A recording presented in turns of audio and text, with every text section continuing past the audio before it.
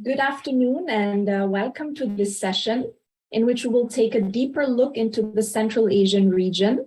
My name is Sarina Bado and I'm an energy specialist here at ADB and pleased to be your moderator. In our session, we will focus on some unique pioneering solutions to decarbonize the energy sector in Central Asia. So please stay tuned because these innovative solutions are real and no longer exist only on paper. This is why we're eager to present you three very unique financing and green technology solutions that ADB recently implemented in Central Asia.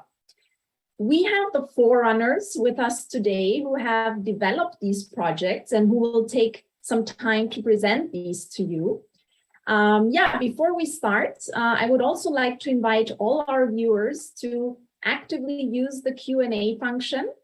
As time permits, we'll be able to take a few questions after each presentation. Feel free to send your questions as soon as you have them. You do not need to wait for the presentations to be over. So let us jump right in and start with a very exciting solar public-private partnership project in Uzbekistan, the first of its kind. Please allow me to introduce you to our own Mr. Sunda Kim, who is a senior energy specialist for Central West Asia. He has more than 20 years of experience in the power sector, and he will now explain how to smartly introduce renewable energy in a country that is still relying heavily on fossil fuels. Sunda, over to you. Thank you, Sarin. Good afternoon, good morning, the participants. I'm very pleased to share a case study of Uzbekistan where we put together different ADB products and apply those products in a new way to support the Uzbekistan government to achieve its long-term goals to tackle the climate change and increase the renewable energy shares.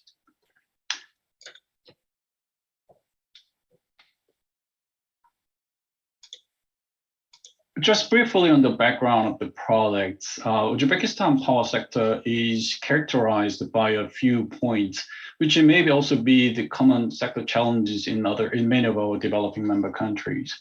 The first, the Uzbekistan power sector is heavily dependent on the fossil fuels. 85% of electricity is coming from burning the natural gases, so making the country one of the most carbon-intensive economies in the world. The second, the large part of the power infrastructure was built during the Soviet times in 1960s and 70s.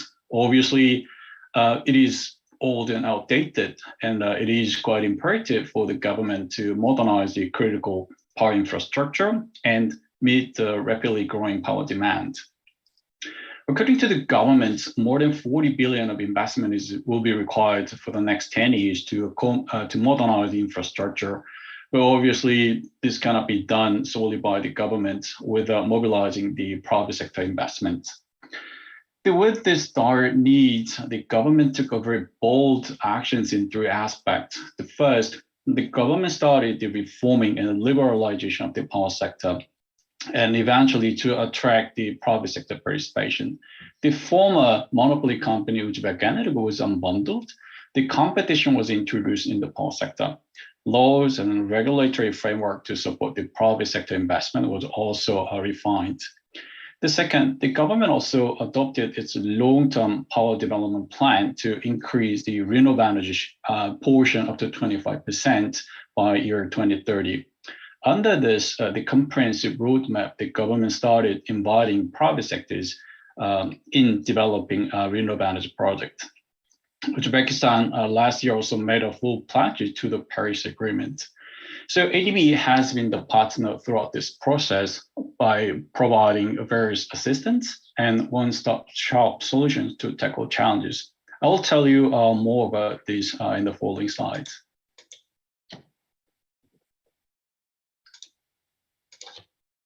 All right, ADB was first development partner in Uzbekistan who pioneered the solar energy development. In 2011, ADB developed the solar roadmap, which identified the candidate products, and all ongoing solar projects in Uzbekistan are actually from this roadmap. In 2019, ADB supported the development of the power sector master plan, which was also turning point for the government to develop a comprehensive and long-term sector development strategy. One may question then on what ADB has done in terms of the solar project development in the last 10 years, because the roadmap was developed back in 2011. Now we only see the solar projects are actively developed. Then what have we done? This is actually a very valid and fair question. Actually, and the ADB indeed attempted multiple solar projects, but without success. There was resistance from the former monopoly company against introducing solar and new technologies, and against the private investment, and against the competition. So together with the development partners, what we did is to support the sector reform and liberalization of the sector first, to fundamentally change the sector friendly to the private investment. In parallel, a regulatory framework and energy policies were strengthened to formulate enabling environments for the private investment. At the transaction level, ADB also provided a transaction advisory support to identify target projects and develop the contract template, such as power purchase agreement. If there are any risks and gaps, ADB also provided a tailored product to address the risk of the project. I will discuss details in the following slides.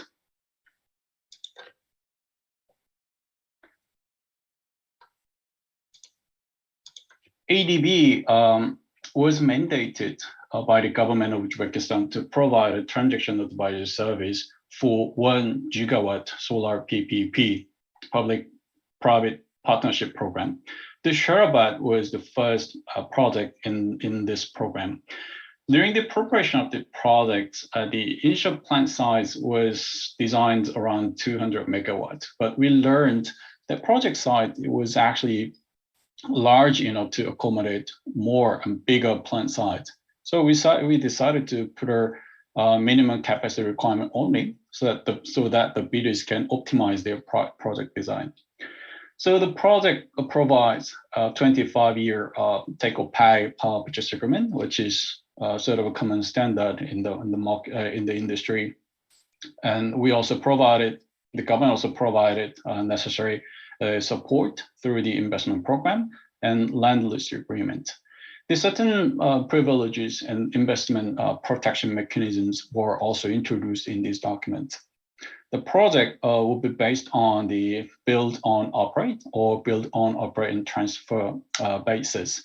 The project includes both solar plants and 52 kilometers of the transmission lines.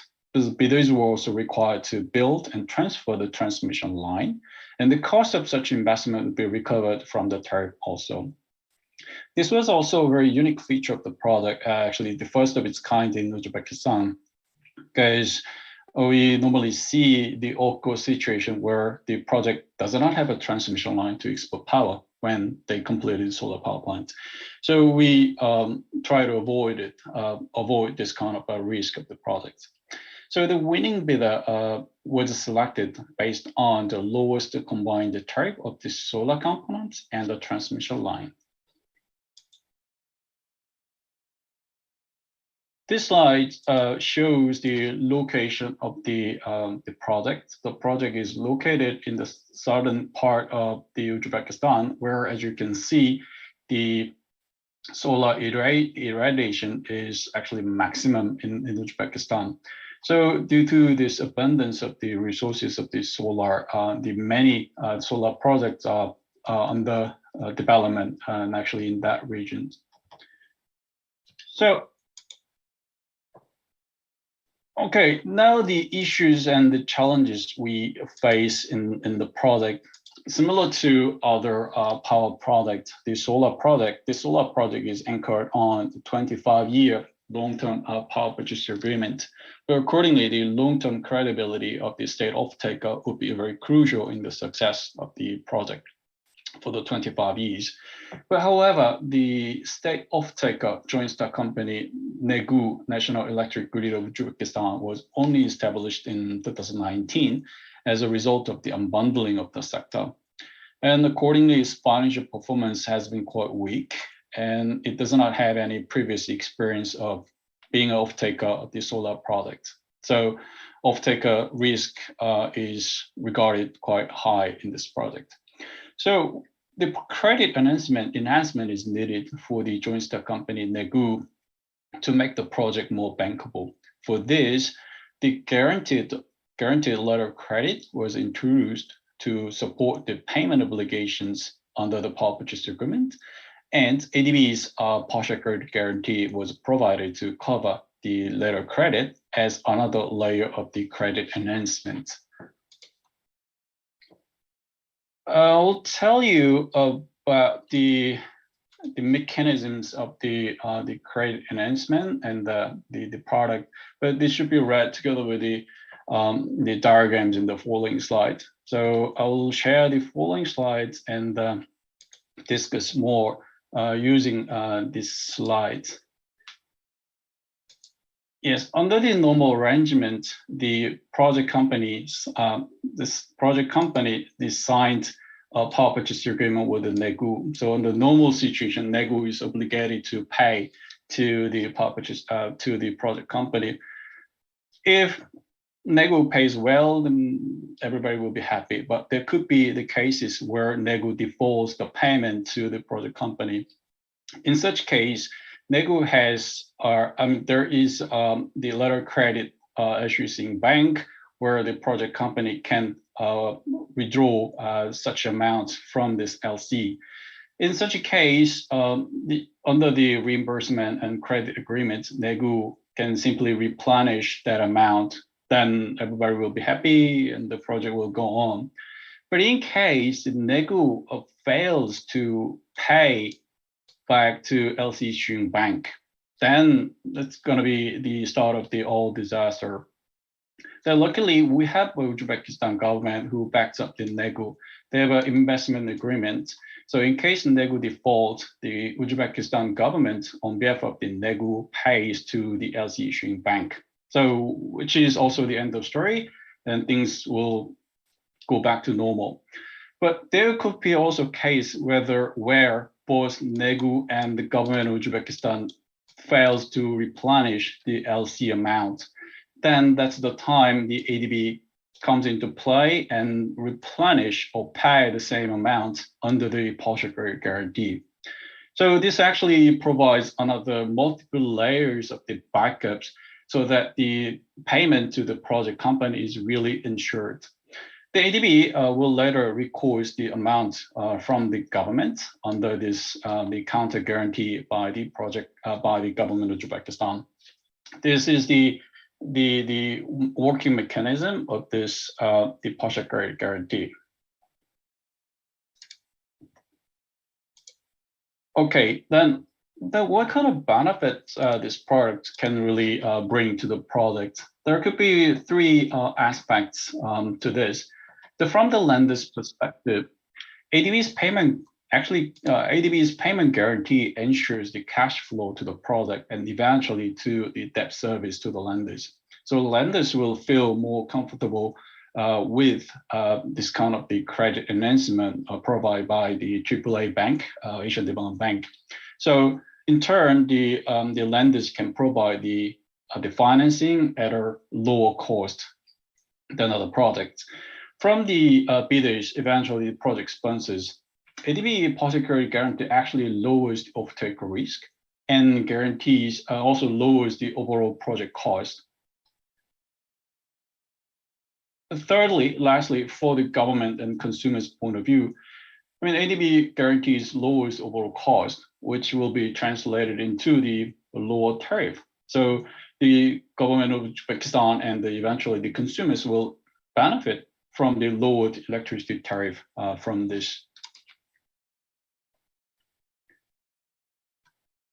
I'll share the outcome of this project. So this was tendered out 2 years ago, and the graph on the right side showed the result of the project.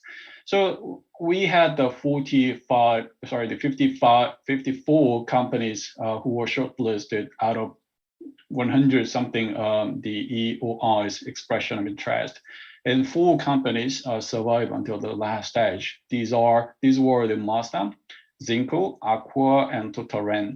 The blue bar indicates the total tariff level, and the yellow dots indicate the size of the plant.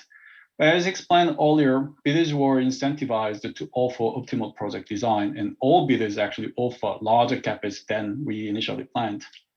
The winning bidder of the Mazda offered 457 megawatts versus 200 megawatt initial planned. The winning tariff was also very remarkable. The Mazda's winning tariff was 1.6 cents per kilowatt hour, which was close to the actually world record. As explained earlier, the tariff had 2 components, one for the solar and the other is for the transmission tariff. But what is shown here is only the solar tariff. This result actually provides some insights. First, the involvement of the renowned investors and the lenders actually mean the project incorporates international best practice to make the project more reliable and robust. Second, the well-structured tender with the bankable power purchase agreement result in really competitive prices. Thirdly, the additional risk mitigants such as credit enhancement mechanisms significantly improve the attractiveness of the project and delivers better results for the end users. Well, one may have a question on whether this can be, although this is ASAP, but there could be some other sectors colleagues joining this session. So then one may question, can we apply this to other projects or other sectors? The short answer is actually yes, but there should be some considerations. This credit enhancement mechanism will be needed in case the off-taker or the government contracting part agency is weak in the developing member countries. And also there should be some willingness to provide the sovereign undertaking for the project. And the project should be self-commercially viable because the project credit guarantee cannot fix the fundamental issues of the project or unattractive the PPP projects. In other sectors, this mechanism can be also applied, such as road project with the availability of payments. The letter credit and project credit guarantee can backstop the government's obligations. In water sector, wastewater treatment, where there's an off-taken arrangement for the wastewater or bulk water supply, this is also the area we can look into this mechanism. Well, one great insight, the one final insight is I would like to share is the formulating. This should be seen from holistic perspective and in a comprehensive way.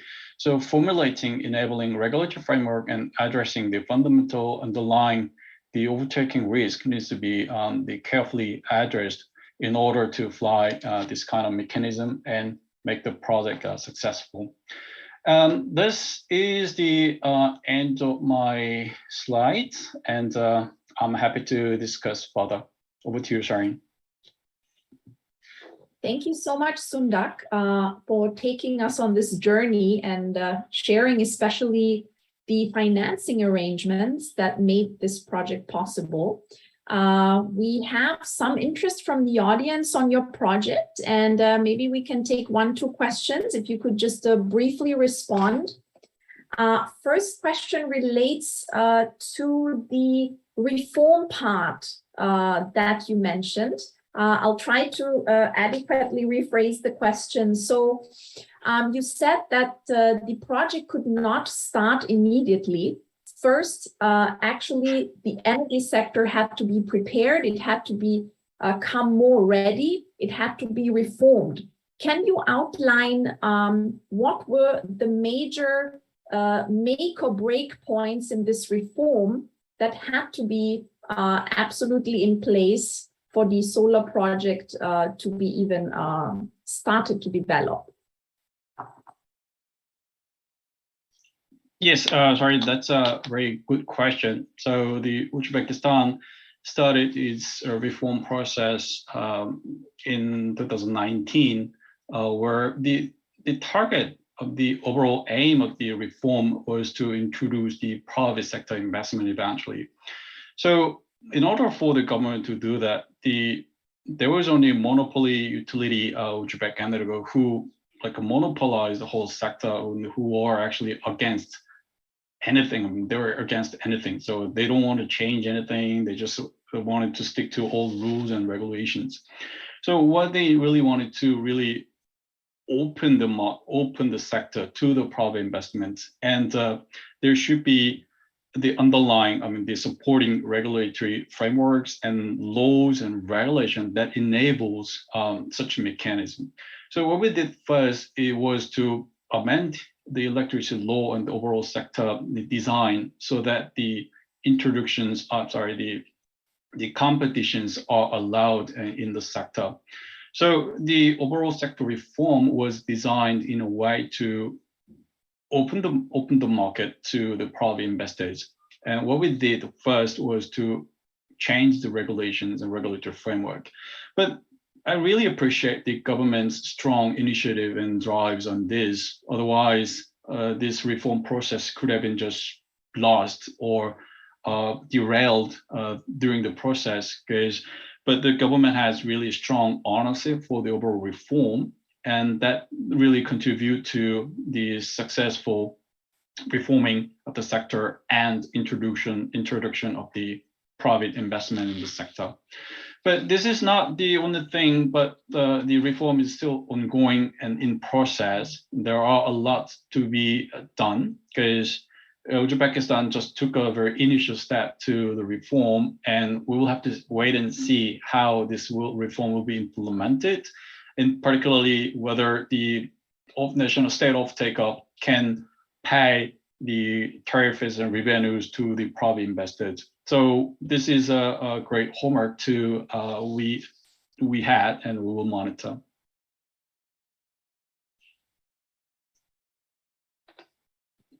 Thank you, Sundak, for the extensive response. I hope that it was clear enough for the audience to understand the great barriers that are involved effectively in starting such a project. There was another question, maybe just a brief answer, whether the project was very specifically tailor-made to Uzbekistan, or whether this system you have set up could also be easily replicated in other countries of the region. Well, we can definitely say that this can be easily replicated in other countries. There are Uzbek specifics, but in overall, there are, like, for example, the contractual agreements, power purchase agreement, etc., etc. These are actually quite standardized. The tariff structure is also very standardized.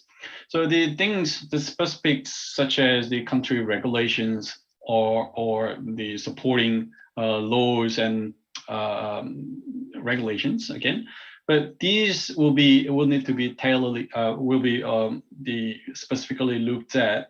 But the overall project structure is quite standardized, and we can easily replicate this in other countries. Thank you for explaining. That is definitely a very good news. With this, I suggest that we move now from Uzbekistan to the Kyrgyz Republic to showcase an electric mobility project. This is currently one of the most innovative projects we have, and our own Mr. Johannes Vogel is leading this project. He's an energy specialist for Central and West Asia and has more than a decade of experience in renewable energy and e-mobility. He will be presenting together with Mr. Lloyd Wright, who is an urban mobility and transport expert. So please enjoy listening to this pioneering urban transport electrification project. And I give it over to you, Johannes, for your presentation. Thank you very much, Sareen, and also Sundak for this very interesting presentation. And dear ASIF participants and ladies and gentlemen and ADB colleagues, welcome very much to this presentation. In this project has actually been designed in the one ADB approach, and is a joint project, as Sareen already indicated, between the Energy Division and the Urban and Water Division in the ADB Central West Asia Department. And for this reason, today's presentation will be done by myself as well as Lloyd, who is co-leading this innovative project. The project has been approved by ADB in November 2021 and is ADB's first sovereign operations project that is actually focusing on the introduction of battery electric buses. And in addition, the project is also offering sustainable urban development solutions to our client, the Bishkek Mayor's Office.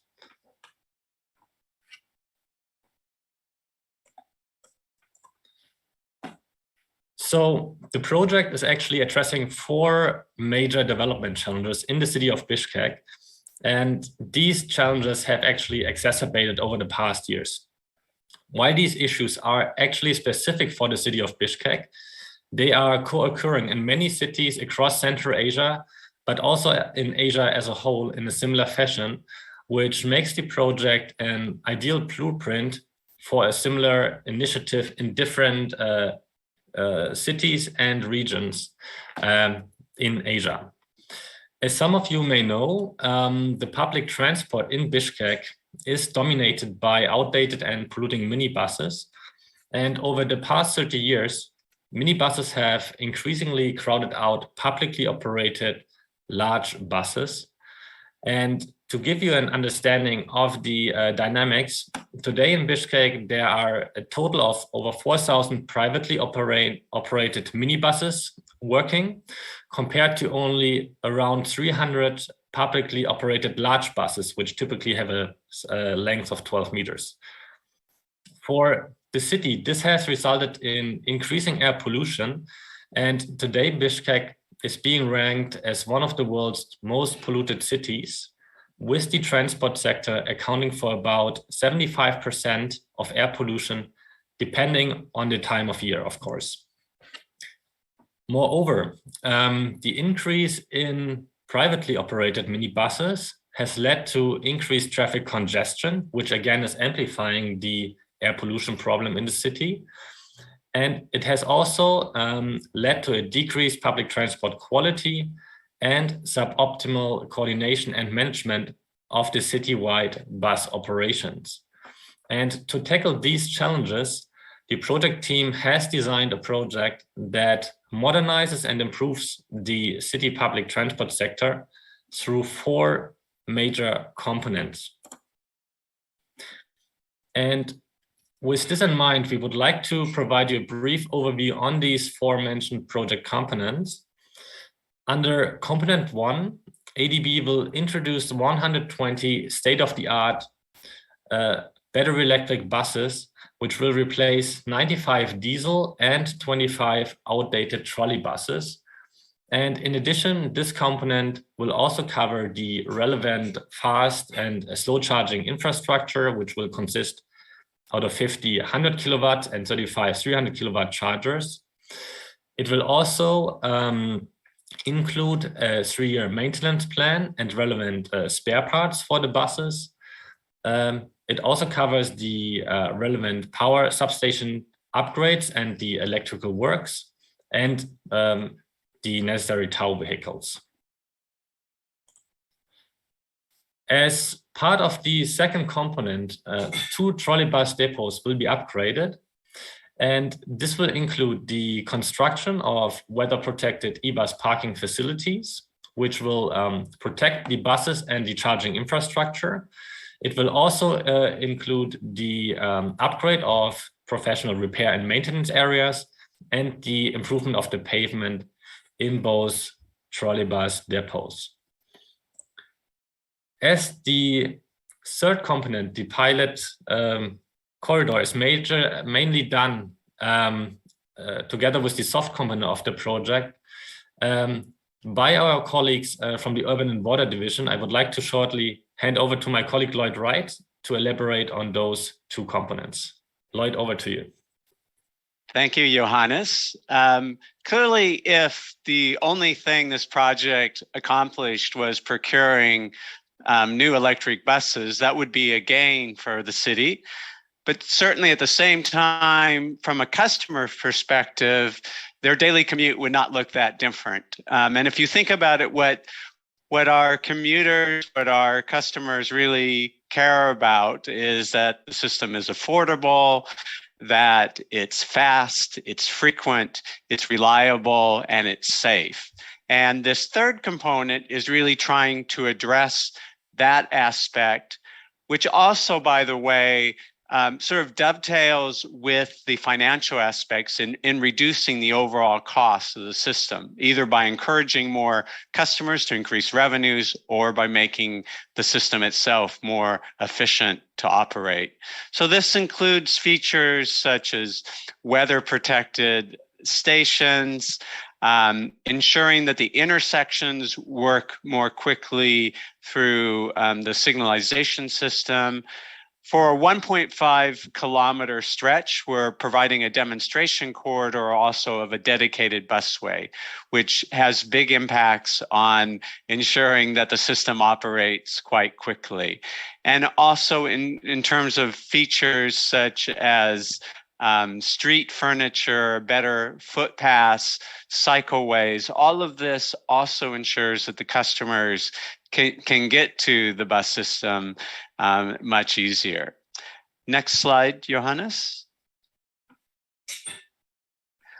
Our fourth component is also to ensure that all of this is sustainable into the future. Whenever you introduce new electric buses into a city, it's really a transformation of how the drivers operate them, how the operators, how they oversee, how you maintain the vehicles. So there's a lot of training and capacity development support be given in this side of the component. We're also looking at the other aspects in terms of optimizing the route network, providing a parking strategy, which again will increase revenues, and introducing a better fare system as well. With that, that's our fourth and last component. I'll turn it back to Johannes. Thank you. Thank you very much, Lloyd, for briefly elaborating on the components 3 and 4 of the project. And having covered the general scope of the project, we would like to briefly elaborate on the type of technology that will be utilized under this project.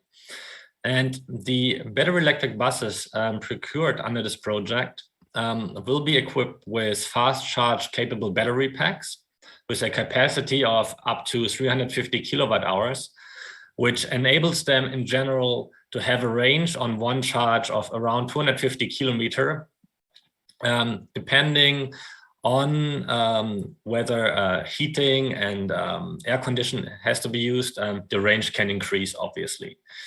The 300 kilowatt fast chargers that will be employed under the project can actually charge a bus within 20 minutes with an additional range of 100 kilometer. And the average usage time of these battery electric buses is 16 years with a planned battery pack replacement after a period of 8 years. Having talked briefly on the technology side, we would like to elaborate on why ADB has decided to support this innovative battery electric bus technology in this project. And the underlying rationale for ADB's decision to support the introduction of battery electric buses is mainly due to the manifold technical, environmental, financial, and energy security related benefits. For instance, battery electric buses have a superior energy efficiency compared to all existing conventional technologies, including diesel, compressed natural gas, trolley buses, and hybrid trolley buses. And in this regard, these buses use around 60% less electricity compared to the currently operating trolley buses in Bishkek, and are around 4 times more energy efficient compared to the existing internal combustion buses, which are currently operating in the city. Moreover, compared to trolley buses, these buses do not require cost-intensive investments into the trolley bus catenary system and can operate in a flexible manner independent from the trolley bus overhead lines. One key benefit, which I would like to mention here as well, is that compared to the existing trolley system, these buses only use power during the off-peak hours, which means between 12 o'clock at noontime until 4 o'clock in the afternoon, and from 11 at night until 5 a.m. in the morning. So therefore, they do not create a continuous stress onto the grid like the trolley bus system does at the moment.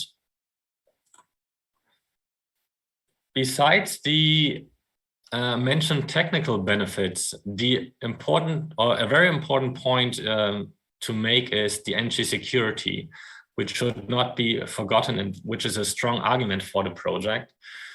In this regard, the usage of clean national hydro resources leads to a decrease in the dependency from fossil fuel imports and decreases the exposure of the country to price fluctuations on the international oil and gas markets. And just to give you an understanding how Kyrgyz Republic stands here, the country is actually spending currently more than 11.1% of its GDP on the import of fossil fuels, with the largest part being used in the transport sector. So this is certainly a big advantage, which is a big pro argument for this project. Having talked about the technological and energy security related advantages, I would like to point out to the significant environmental benefits of the battery electric bus technology in Bishkek and in Kyrgyz Republic as a whole. As we have discussed earlier, in Bishkek, the transport sector accounts for approximately 75% of air pollution, and with buses causing approximately half of transport-related PM 2.5 and NO2 emissions. So different to diesel or CNG buses, battery electric buses have no tailpipe emissions at all regarding PM 2.5 and NOx. And the project itself, which only involves now 120 electric buses, therefore on an annual basis will lead to a reduction of 98 tons of NOx and 1.8 tons of PM 2.5. And if you would really think in the long run, we have also modeled what a full electrification of the transport sector would lead to in terms of air quality improvement.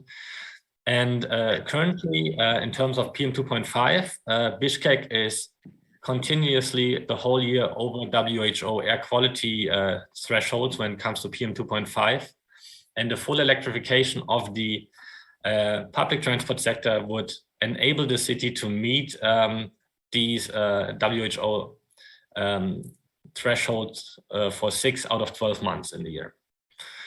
And for NO2, this would be compliant then for the whole year.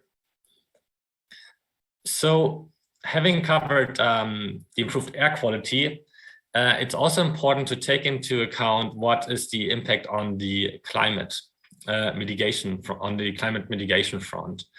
And battery electric buses, in the case of the Kyrgyz Republic, actually emit around 90% less CO2 emissions compared to existing diesel buses.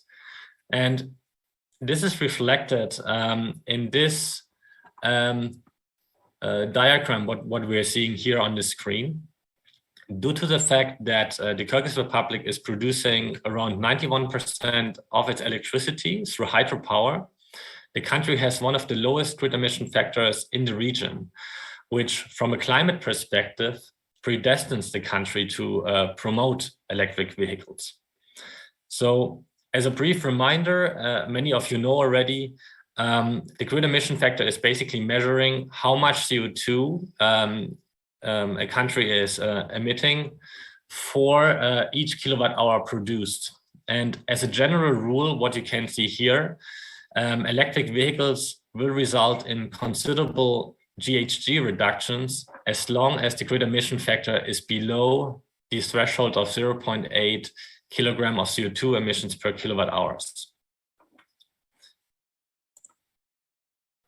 Having covered these various benefits of the technology, I would like to come to the most convincing argument. And the feasibility study conducted in preparation of this project has actually compared different bus technologies, including diesel, CNG, hybrid trolley, conventional trolley, as well as slow and fast chargeable battery electric buses. And the study has revealed that despite the high capital expenditures, which you can see here, which can be up to 2.5 times higher for battery electric buses compared to diesel, in the long run, battery electric buses have the lowest lifetime costs compared to other technologies.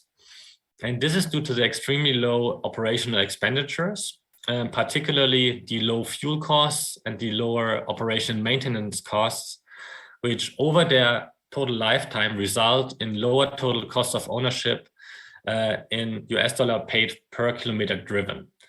So although they are more expensive in the beginning, similar to renewable energies in the past, in the long run, it is cheaper in the case of Bishkek.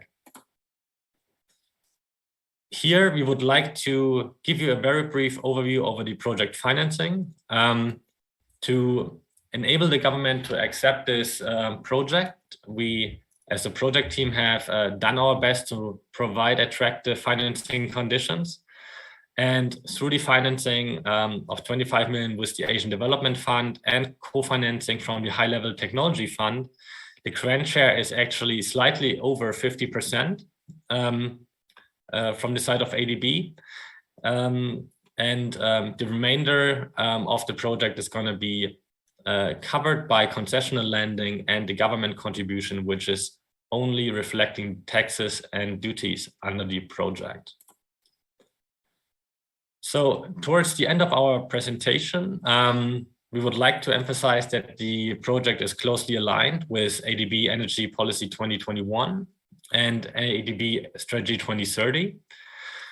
Regarding ADB Energy Policy 2021, the project supports the policy principle 2 by addressing climate change and enhancing environmental sustainability.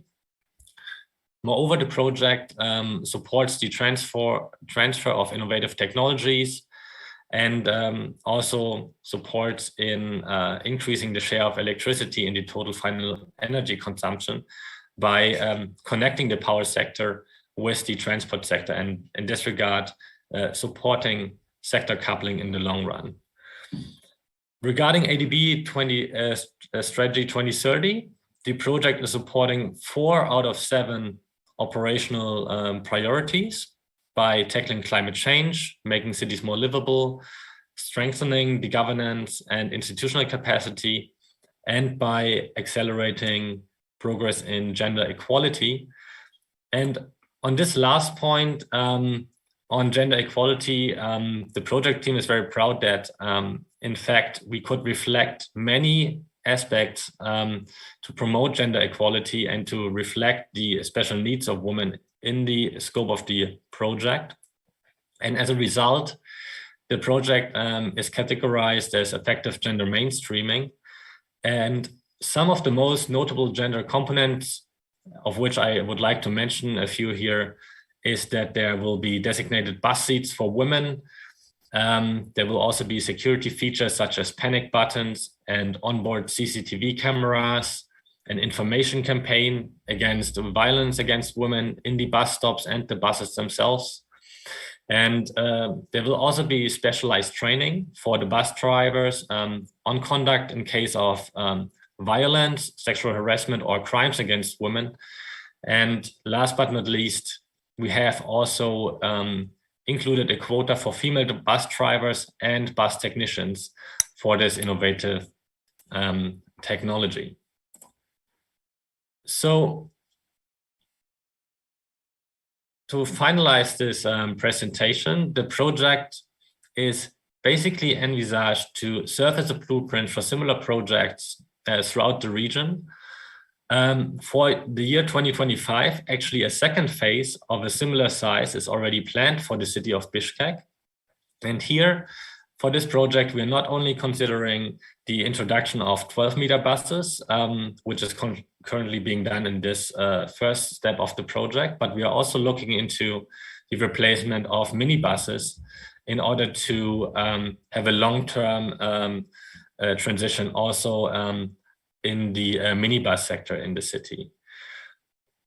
Last but not least, similar projects are also planned in other countries. For instance, in Tajikistan, Georgia, and Uzbekistan could also be a potential candidate. And in order to give you a more vivid illustration how the project would look like, we have prepared a short video for you. And I would like to ask our technical staff to please share the video. Over to you.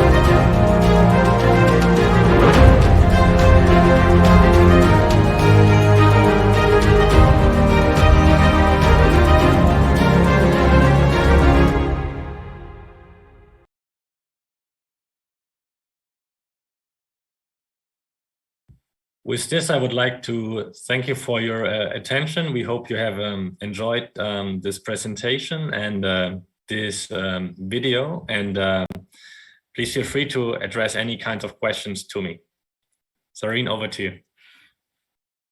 Thank you, Johannes and Lloyd, to you both for taking us through, and especially for showing us that decarbonization can be multiplied if the energy and transport sectors work together. And we also are very impressed by the very progressive gender policies you implemented in this project. We have received a number of questions from the audience indeed. And we have one which is quite popular. I'll try to address it here. The question is whether or how aware the citizens of Bishkek are aware of this change in their public transport? And did any information campaigns or other initiatives take place? In other words, do citizens know that this will be coming up, and what's their reaction? Thank you very much, Sareen. This is a very good question. And in fact, we have coordinated with the city government and requested to be very close in contact with our public relations specialist in Bishkek in order to inform the population on the project. And we, through our executing agency, are sharing regularly information on the project on the webpage of the mayor's office. And this is being conducted in close cooperation with the ADB resident mission. Thank you. That's good to know. We can take another question. In fact, the question relates to basically which solutions, or whether these e-mobility solutions in public transport would also be feasible in countries which do not have a lot of abundant hydropower or other renewable energy resources. Will it still be feasible to have e-buses in those places, mainly to address pollution, even if they will not be powered solely by renewables? The answer is yes. You have to look at two key issues. One thing what you would like to address is air pollution in many cities. And in this regard, even if the grid emission factor is not very favorable, you can reach considerable PM 2.5 and NOx reductions, even if the grid is not very clean. Obviously, ideally, you want to hit two birds with one stone by also having a really clean grid and have a positive climate impact.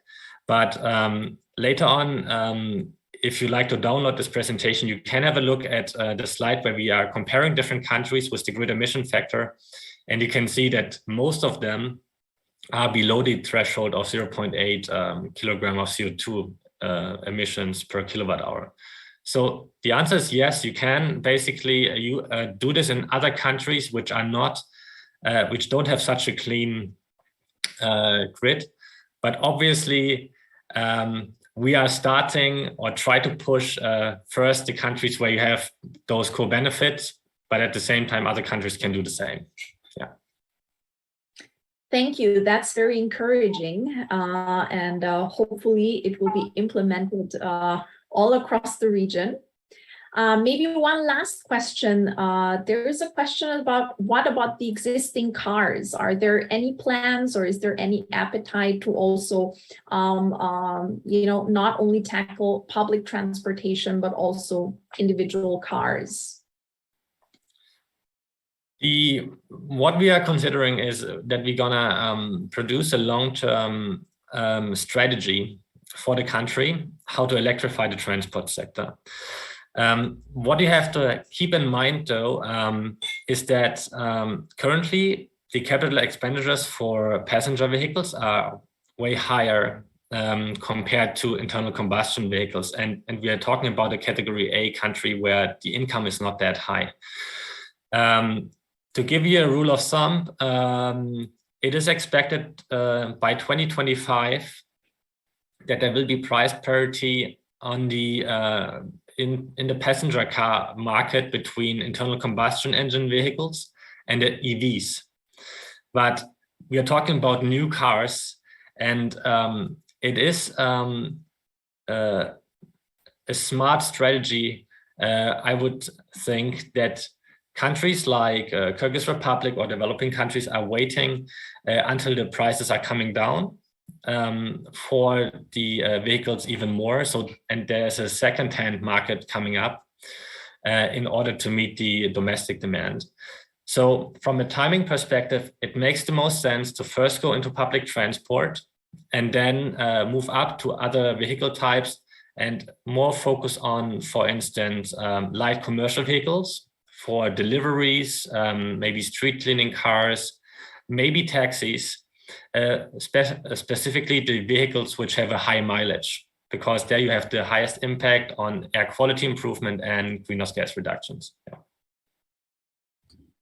Thank you, Johannes. This sounds reasonable, and thank you overall for these important insights. I would say we will now also move and present to the audience our third project. So let's move to our next pioneers. Now, they will be opening up the world of floating solar PV to us. We will hear about a project that is involving more than one country, which even also has the potential to be further scaled up in the future. We are very happy to have Dr. Ainura Ismailova together with Dr. Jorge Servert with us today. Dr. Ismailova is an economist with 15 years of experience as a researcher and consultant, and Dr. Servert is a clean energy specialist focusing on solar energy. We are eager to learn more about the floating solar technology, so the floor is yours, Ainura, please. Good afternoon. I'm Ainura Ismailova from Azerbaijan and acting here as a team member of the project. First, let me to thank organizers of this forum, especially ADB, for contribution and support. It's my pleasure to take part as a speaker at this Asian Clean Energy Forum today, and thank you very much, Johannes and Jorge, for invitation. Today, within this presentation, I'm going to briefly introduce the ADB-funded project TA 9564, a regional project on floating solar energy development. Providing brief helicopter view introduction for audience on the project, project alignment with ADB strategic priorities, in connection with results of implementation of all required technical, financial, economic, environmental, and social safeguards. As well as it's well known that besides any type of policy document or priorities, ADB Energy portfolio is increasingly focusing on renewable energy generation and energy efficiency through its clean energy program since 2008. So let me go briefly on review on input of the project and how it fits and integrates with ADB strategy 2030, ADB energy policy 2021, and SDG 7, and how it helps ADB and developing countries in case of Azerbaijan and the Minister of Energy to reach their joint goals, and at the same time implementation of Azerbaijan 2030 national priorities on socio-economic development, and can be classified as follows. First,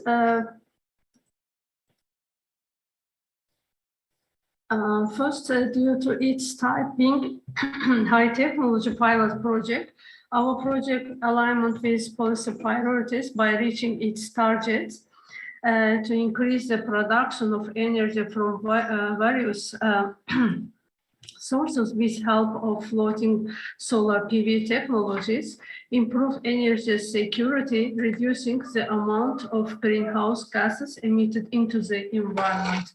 Secondly, the project is close in reaching its results in Azerbaijan part with installation of pilot-sized floating solar PVs, assessment of large panels, development of business models and presentation of applications for private sector participation, and capacity buildings for the operation and maintenance of floating solar PV systems. Thirdly, the project is close in finalizing steps in Azerbaijan side, as well as Azerbaijan is one of the countries with reach of solar energy potential, and the country is taking important steps today to diversify the electricity production portfolio with use of renewable energy sources. And it has potential in solar energy at 23 gigawatts. These indicators are favorable for investment in this area in Azerbaijan and in special installation of solar energy technologies. And Minister of Energy is currently taking a number of measures to expand this use of renewable energy sources, including solar energy. Fourth, keeping in front of all ecological issues and protection of environment issues, the installation of floating solar is a novelty for Azerbaijan and will be one of the important steps taken for the development of the region. The choice of the Berkshire Lake for the project is also important, as the lake is polluted with oil and household wastes and hasn't been used until recently. The installation of PV systems on the Berkshire Lake will test also technology to help formulate business models to promote the participation of private sector in this process. And regarding the environmental impact, installation of solar panels in the West Free Lake and the production of clean energy here, along with the symbolic connection, have increased the attractiveness of the lake for tourism also.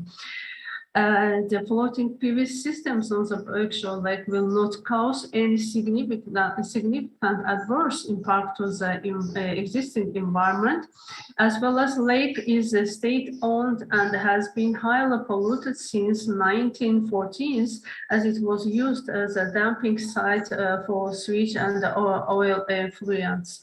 The project will be built in an area where not only the natural environment no longer exists, but the water and the land are polluted as to be toxic to most flora and fauna. So finally, the ADB safeguards policies took center stage in this process, and the environment policy and the involuntary resettlement policy and the indigenous people policy, and how each of these policies were expected to apply to the pilot floating solar PV project and the subsequent scaled up projects.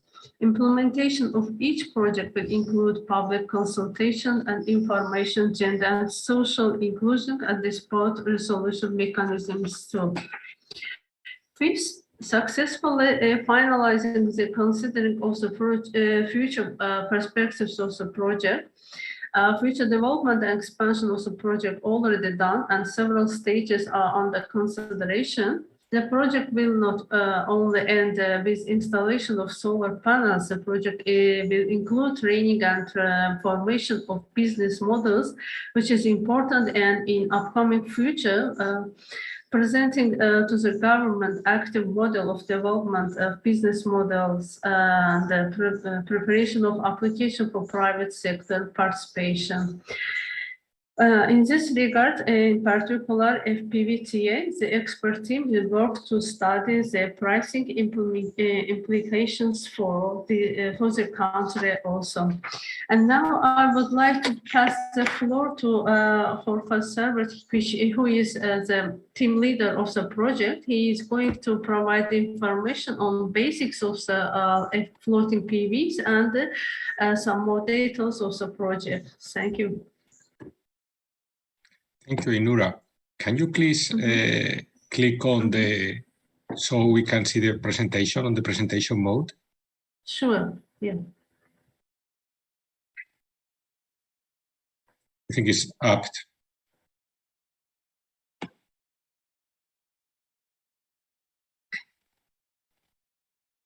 I think it's in the top left of your screen.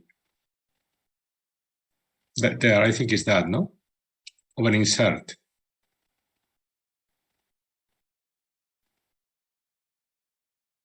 Is it okay? No, we are still okay. Don't worry. We are. If not, we keep it like this. Try with F5 button if you want to. Okay, great. So you can now move forward. Yes, sure. Just 1 minute.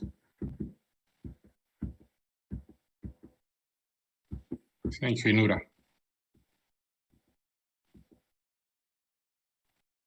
Okay, just present the whole thing. Okay.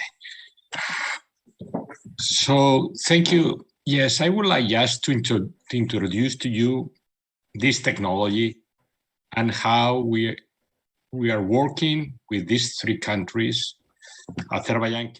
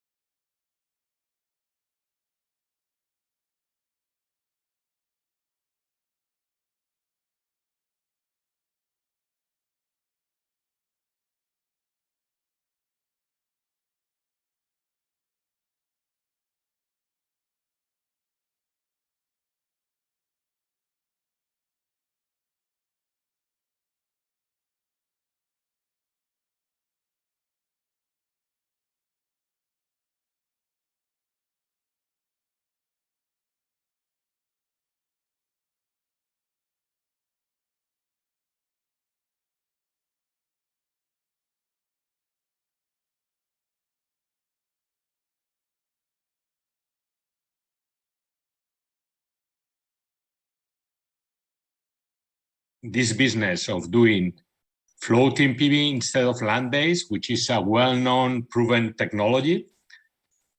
First will be the cost.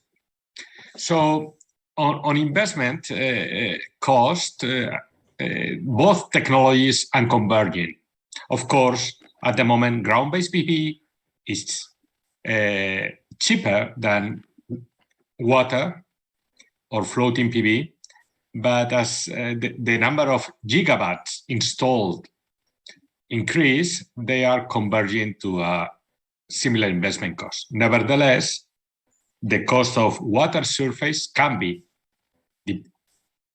cheaper than the land, as land has alternative use that usually water table does not.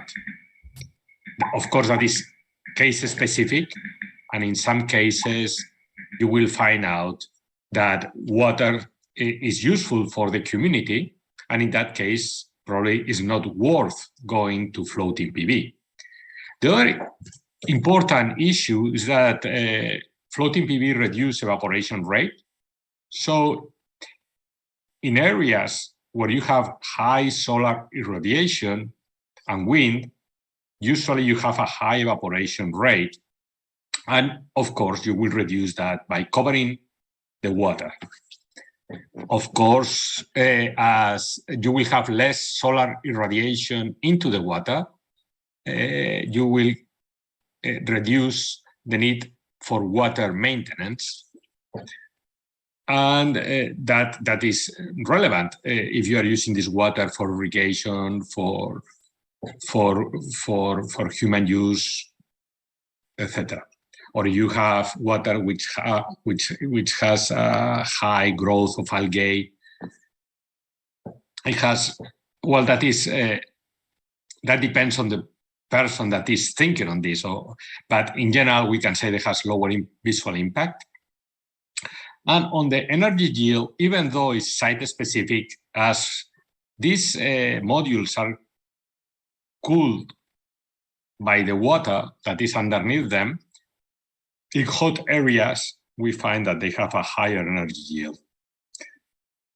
Of course, that is something that people sometimes don't realize, but it can be used with water and without water. So in case you have a drought or water goes down, then you can design the system so it can lay on the ground. That is especially interested in areas that can be flooded half of the year, and which is land that usually has no alternative use. Ainura, you can move to the next one. Thank you. What we see is that nowadays, floating PV is extensively used all over the planet, which provides already a good knowledge on the technology. There are several good technology providers. There is enough experience. So we are in the moment for massive deployment of the technology. The largest market nowadays is China, where it is around 1 giga, and the rest of the world following. Ainura, you can move to the next slide.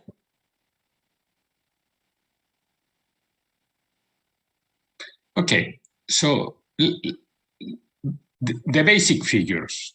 So if we think on a 50 to 100 mega project, of course we can make 200 mega, 300 mega if you need it, or if it's suitable. We will, but that is just to provide you some basic numbers. So we were talking on 50 to 100 million US dollars. We will need between 60 and 120 hectares.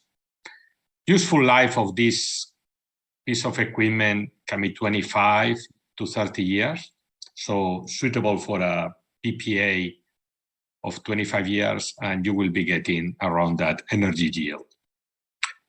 What we see is that the price is around 40 US dollar per megawatt hour. The last bidding that I recall is in Portugal and was 4.3. And so we are cents per kilowatt hour, sorry. So 43 US dollar per megawatt hour. So we are, if you compare with fossil fuels, it's competitive. Depending on site specific, is more expensive than ground-based PV at the moment, but that depends on the project itself. Can you move to the next one, Ainura? Okay, so Ainura already explained it, but just to get in a little bit maybe more in the details, this project, this technical assistance, where ADB is providing support to these 3 countries, is addressing 3 basic areas. Component 1 is related to showing that these projects can be implemented in the countries. That is why we are building a pilot project, small one, 100 kilowatts, in Azerbaijan. Is in the construction stage at this moment, and in Kyrgyzstan is on tendering. And we are also analyzing from a technical, economic, financial, business model perspective, a large commercial project.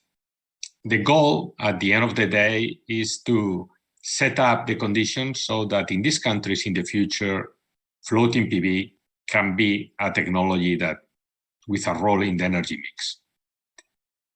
It's funny that I was the team leader in the technical assistant that Sondunk mentioned in 2011 in Azerbaijan to develop solar energy. And in that case, I think also ADB took a holistic approach that at the end of the day helped for the future development of solar PV in the country.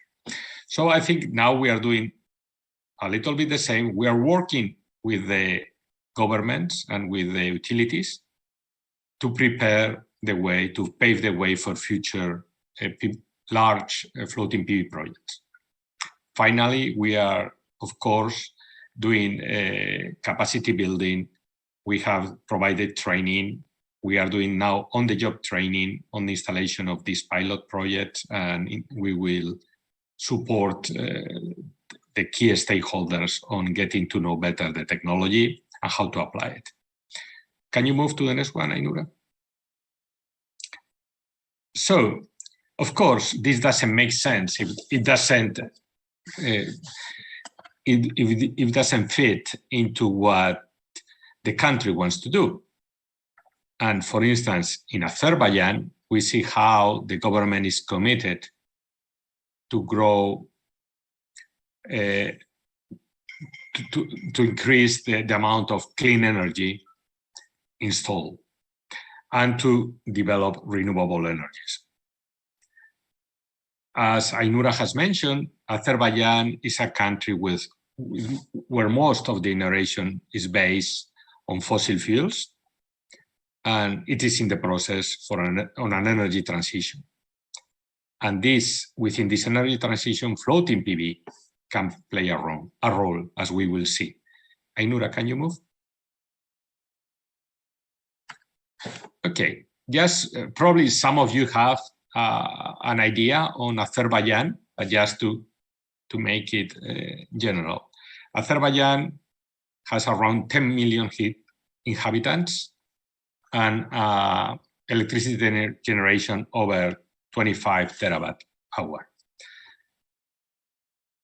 What we are doing is we are working in Baku, which explains around 1/5 of the total population.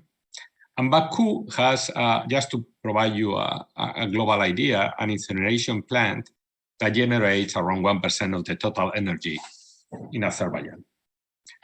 So Baku, as any large city, is consuming a lot of energy, and it's producing just a small fraction. But in this sense, we have Boyushur Lake, which is one of the many lakes that you can see in Azerbaijan, near Baku. Sorry, Ainura, can you point to Boyushur Lake? I don't know if you can in the slide. Well, yeah. So you can, no, but in the slide before. Sorry, Ainura, can you go back? So on the bottom, if you can just point to Boyushur. Okay, you see, no, Boyushur, there it is. Oh, no.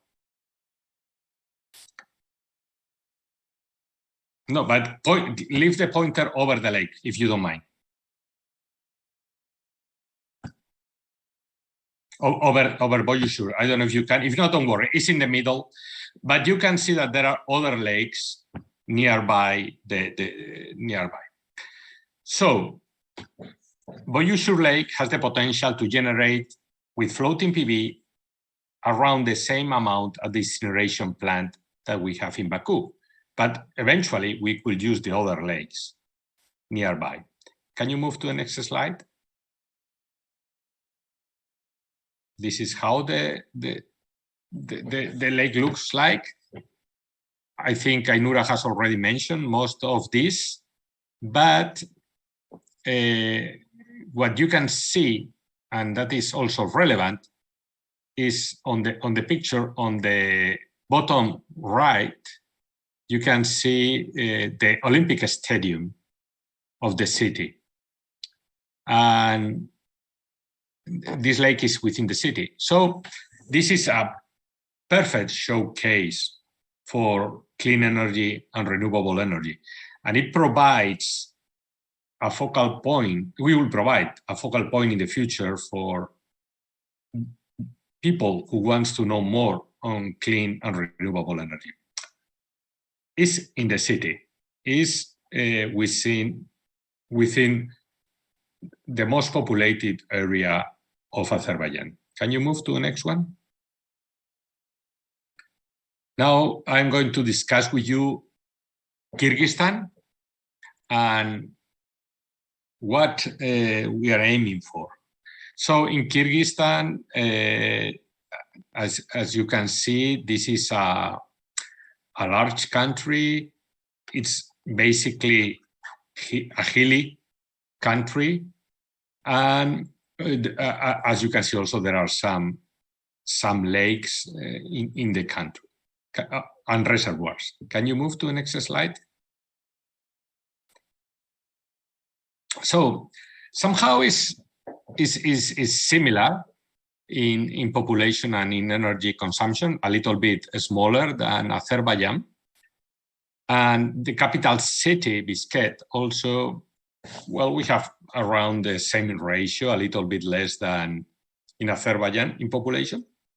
And again, we have a power station in Bishkek, which is a combined heat and power plant, which generates around 2% of the total electricity. It runs on coal, which,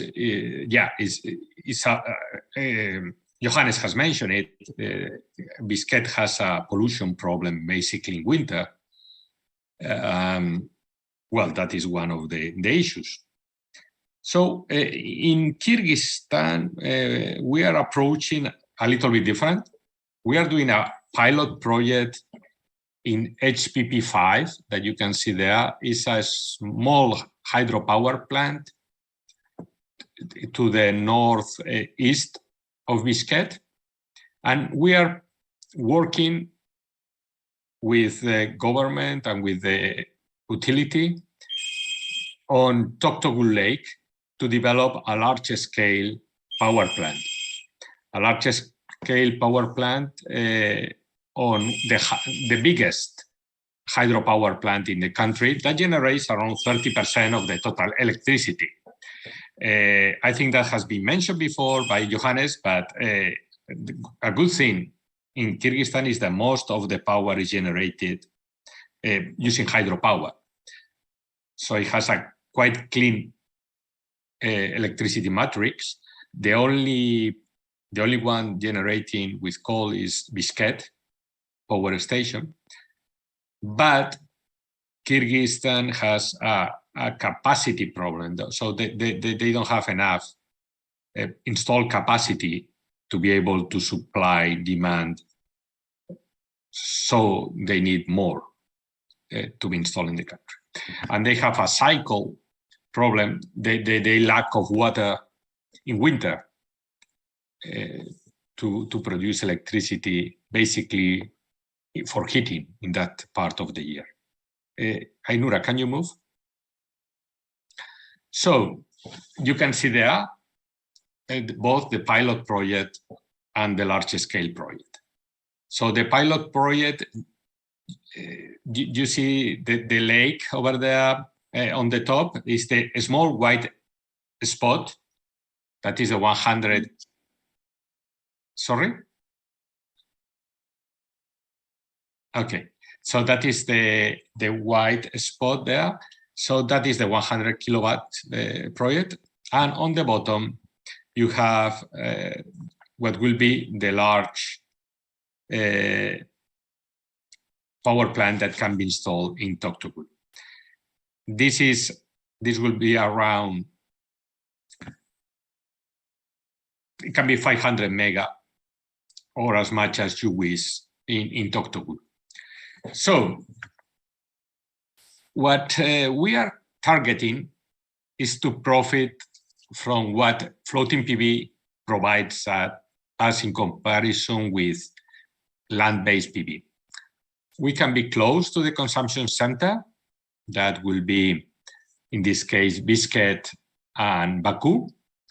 We can use water instead of land, which is valuable close to the cities like Baku or Bishkek, and that is used for industrial use or for agriculture. And we think that with the pilot, we will have a showcase for clean energy solutions. In both countries, there is a potential to grow and to increase the amount of floating PV. Of course, you can combine this with ground-based PV. And Ainura, can you move to the next one?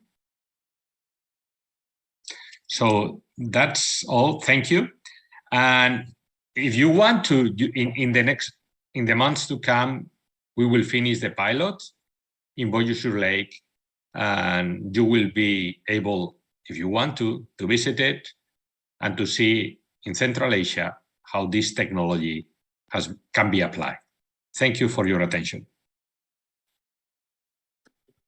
Thank you so much, Jorge and Ainura, and thank you also for your invitation to visit your pilot project. This was a very interesting presentation, and you're definitely walking on a new ground here. Our viewers have expressed a few questions.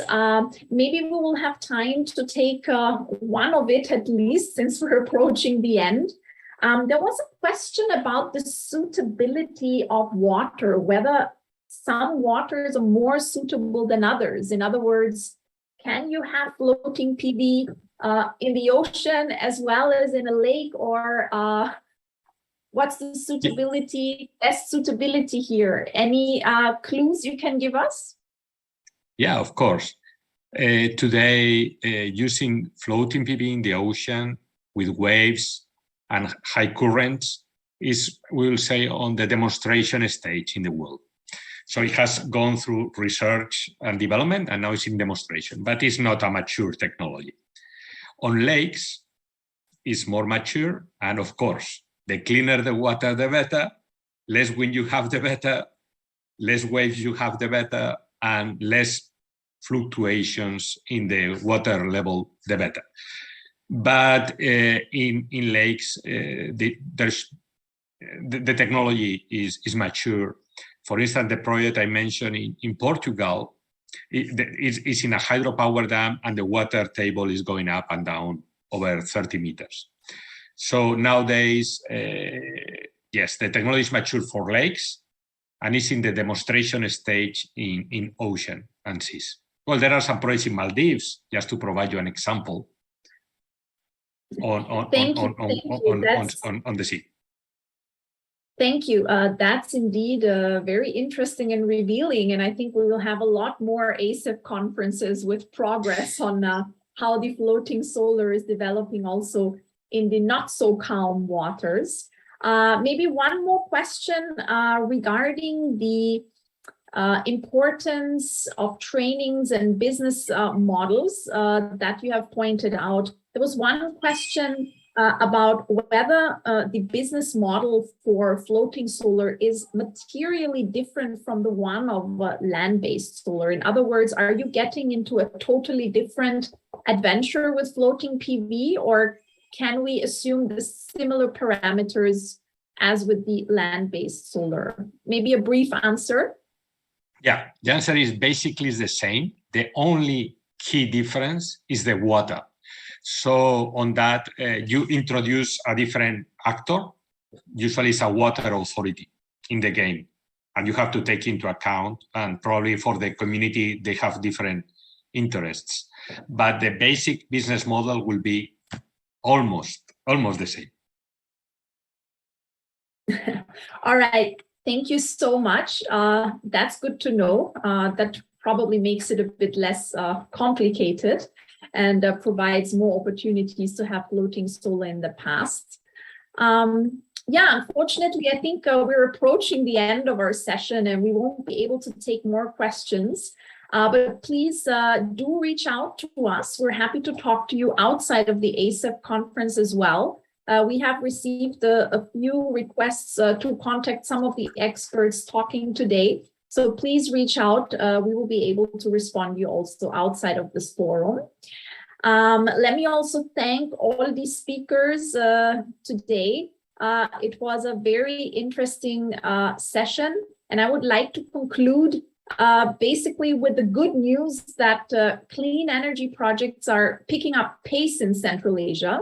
I think we heard that this is important, but also urgent, because many countries of our region are still very energy intensive and have a very small share of reliable renewable energy in their system.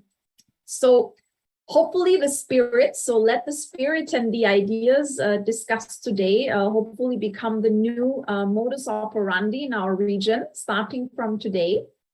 Thank you all for participating in this session. Thank you, Sundak. Thank you, Johannes. Thank you, Lloyd. Thank you, Jorge. And thank you, Ainura. I would also like to especially thank and express my appreciation to my colleague Johannes, who has actually selected the projects to be showcased here today and has also prepared this session. I wish all of you a great remaining afternoon. It was a pleasure to talk to you. Enjoy the rest of ASAP. See you next time and goodbye.